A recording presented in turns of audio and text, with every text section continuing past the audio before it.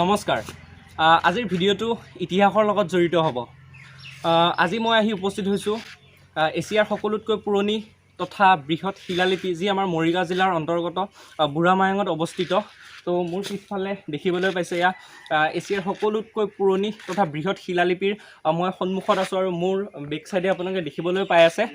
তো গাইজ ভিডিঅ'টো আপোনালোকে শেষলৈ চাই থাকিব, বহুত কথা জানিব পাৰিব আৰু ইতিহাসৰ লগত জড়িত বহুত কথা আপোনালোকে নজনা কথা জানিব পাৰিব। তো গাইজ ভিডিঅ'টো আৰম্ভণি কৰাৰ আগতে মই আপোনালোকক যি শিলালিপি আছে এই শিলালিপিৰ বিষয়ে অলপ ইয়াত জাননী দিয়া আছে বা ই কেতিয়া বনোৱা হৈছিল বা কেনেকৈ ইয়াৰ ভাস্কৰ্যসমূহ বনোৱা হৈছিল ইয়াৰ বিষয়ে ইয়াত উল্লেখ আছে। তো আপোনালোকে দেখুৱাই দিছোঁ, আপোনালোকে স্ক্ৰীনশ্বট কৰি বা ভিডিঅ'টো পিউজ কৰি এইখিনি আপোনালোকে চাই ল'ব পাৰিব।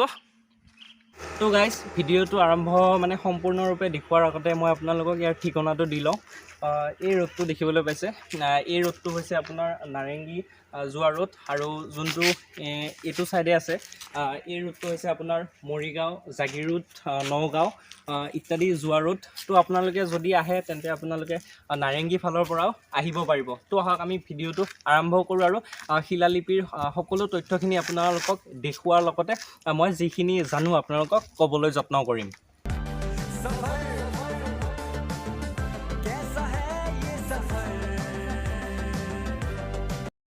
তো গাইজ এই ঠাইখিনি প্ৰাকৃতিক সৌন্দৰ্যই আপোনাক অতি মোহিত কৰিব, কাৰণ ইমান ধুনীয়া ধুনীয়া সৌন্দৰ্যযুক্ত ঠাই আছে আৰু গছবিলাক দেখিবলৈ পাইছে আপোনালোকে কিমান সুন্দৰ গছ, আৰু ইয়াতে বহিবৰ কাৰণে ব্যৱস্থা কৰি দিছে যাতে এইসমূহ মানুহে আহি চাব পাৰে।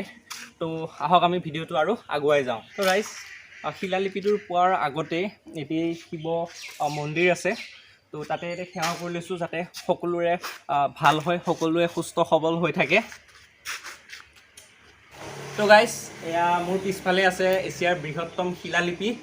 তো এতিয়া ইয়াৰ ভিতৰলৈ যাওঁ, আহক। তো গাইজ এয়া আপোনালোকে দেখিবলৈ পাইছে, চকুৰে মনিব পৰাটো মই মনিব পাৰিছোঁ, কিন্তু আপোনালোকে বা মোবাইলত কেনেকুৱা দেখিছে তেও মই ওচৰৰ পৰা আপোনালোকক দেখুৱাবলৈ যত্ন কৰিছোঁ। তো এয়া দেখিবলৈ পাইছে স্পষ্টকৈ একো গম নাপায় কি ভাষাত লিখা আছে, কি বুজাইছে, কিন্তু ই এছিয়াৰ সকলোতকৈ পুৰণি শিলালিপি। তো এয়া দেখিবলৈ পাইছে আপোনালোকে, মই আপোনালোকক ভালকৈ প্ৰথমৰ পৰা দেখুৱাই দিছোঁ। তো গাইজ মই নিজে ওচৰত আছোঁ, কিন্তু মই একো ধৰিব পৰা নাই কি ভাষাত লিখিত বা কি ইয়াতে চিহ্ন প্ৰতিফলিত কৰিছে। আপোনালোকে মোবাইলৰ স্ক্ৰীণত কেনেকুৱা দেখিছে আপোনালোকে কমেণ্ট কৰি জনাব। তো দূৰৰ পৰা দেখিবলৈ পাইছে, এয়া দেখিবলৈ পাইছে আপোনালোকে দূৰৰ পৰা। ইয়াত নিশ্চয় আপোনালোকে বুজিব পাৰিছে ইয়াতে কিবা লিখা আছে, কিন্তু কি লিখা আছে হয়তো সেইটো কোনোৱে ক'ব নোৱাৰিব। গাইজ আপোনালোকে দেখিবলৈ পাইছে এইখিনিৰ পৰা আৰম্ভণি হৈছে, এইখিনিৰ পৰা আৰম্ভণি হৈ ইয়াত শেষ হৈছে, দেখিবলৈ পাইছে ইয়াত শেষ হৈছে। তো আৰু এই ঠাইখিনিৰ মাজত দূৰত্ব হৈছে 395 চেণ্টিমিটাৰ। তো এইখিনিৰ পৰা এইখিনিলৈ দূৰত্ব হৈছে 395 চেণ্টিমিটাৰ, আৰু যিটো পথালিকে আছে তললৈ বিস্তৃত হৈ আছে, তো সেইখিনি বহলে আছে। এই গোটেইখিনিৰ দৈৰ্ঘ্য হৈছে 112 চেণ্টিমিটাৰ। তো গাইজ এই দীঘলীয়াটোৰ দূৰত্ব হৈছে 395 চেণ্টিমিটাৰ, আৰু যিটো তললৈ আছে পথলীয়াকৈ বহলে সেইটোৰ দূৰত্ব হৈছে 112 অৰ্থাৎ 112 চেণ্টিমিটাৰ। তো আকৌ এবাৰ ধুনীয়াকৈ আপোনালোকে দেখুৱাই দিছোঁ, চাই লওক এবাৰ।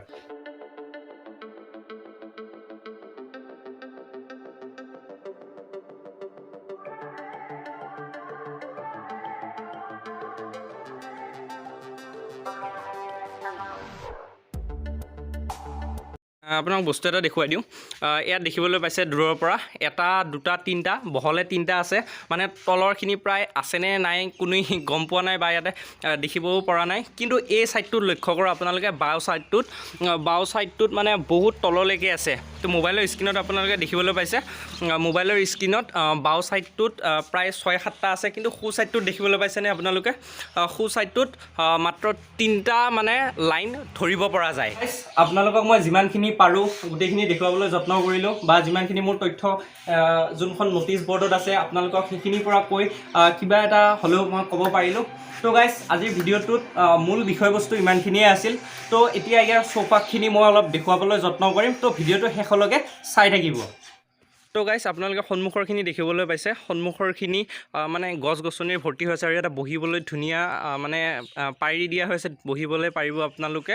তো গাইজ এই পৰিৱেশটো অতি সুন্দৰ, কোনো হাই হুলস্থুল নাই আৰু ইফালে বৃহৎ বৃহৎ গছসমূহ দেখিবলৈ পাইছে আপোনালোকে। তো গাইজ মই এতিয়া শিলালিপিটোৰ বেক চাইডটো আপোনালোকে দেখুৱাবলৈ যত্ন কৰিম। শিলালিপিটো এটা নিৰ্দিষ্ট অংশত মানে ইয়াৰ শিলত খোদিত কৰা আছে। এতিয়া ইয়াৰ বেক চাইডটোনো কেনেকুৱা আপোনালোকে নিশ্চয় জানিবলৈ মন গৈছে। এটা শিল আছে, শিলৰ এটা চাইডে মানে কিছুমান খোদিত কৰা আছে। তো ইয়াৰ বেক চাইডটো মই আপোনালোকক দেখুৱাবলৈ যত্ন কৰিছোঁ। শিলেৰে সম্পূৰ্ণ ভৰ্তি আৰু আপোনালোকেতো নিশ্চয় সকলোৱে জানে মায়ং কি কাৰণে বিখ্যাত। মায়ং পবিতৰা অভয়াৰণ্যৰ কাৰণে বিখ্যাত, তাৰ উপৰিও যাদুৰ কাৰণে বিখ্যাত। তো গাইজ আৰু ইয়াতে এটি কুঁৱা আছে, সেই কুঁৱাটো নিশ্চয় নতুনকৈ খনন কৰা হ'ব পাৰে। সেই কুঁৱাটোৰ বিষয়ে মই ইমান সোধা নাই। তো গাইজ আপোনালোকক বেক চাইডটো দেখুৱালোঁ, সন্মুখৰখিনি দেখুৱালোঁ আৰু যিহেতু কুঁৱাৰ এটি কথা উল্লেখ কৰিছিলোঁ, কুঁৱাটো মোৰ পিছফালে আছে। তো গাইজ কুঁৱাটো আপোনালোকক দেখুৱাই লৈছোঁ। তো গাইজ ইয়াত পানী আছে। তো গাইজ আপোনালোকে দেখিবলৈ পাৰিলে।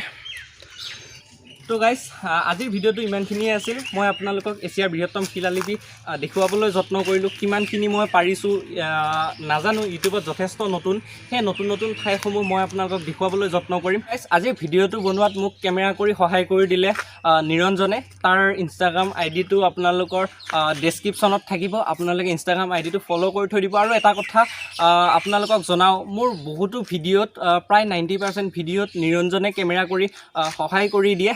তো গাইজ আজিৰ ভিডিঅ'টো ইমানখিনিয়ে আছিল। যদি ভিডিঅ'টো ভাল লাগিছে লাইক, শ্বেয়াৰ, কমেণ্ট, ছাবস্ক্ৰাইব কৰিব।